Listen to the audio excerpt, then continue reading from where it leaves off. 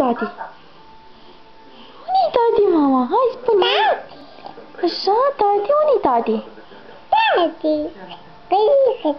Da. Așa? Tati. Și-l iubești tu pe tati, da? Tati. Da. Hai, și... Hai, ce? Hai, spune. Lui tati, spune lui tati că de mult îl iubești. Hai. Tati.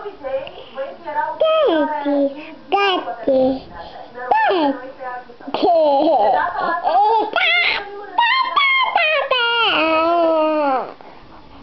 Ui, nu m-a mușcat, da? Nu m-a mușcat, da? Tati, unde-i tati?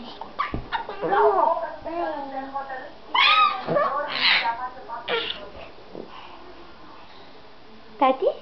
Da? Unde-i tati?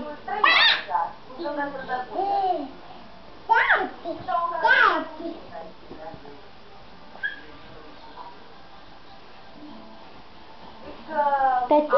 Da?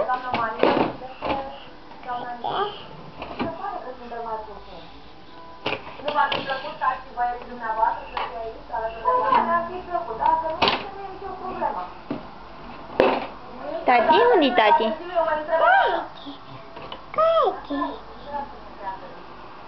Mai este cineva care vrea să declare dragostea astăzi?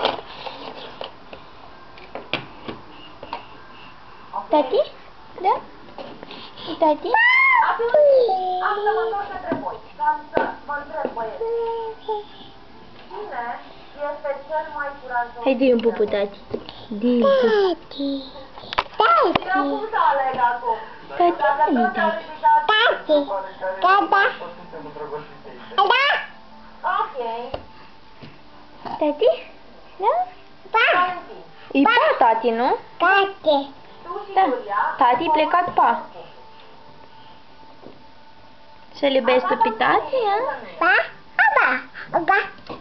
Da, să-i plecat pa, tati.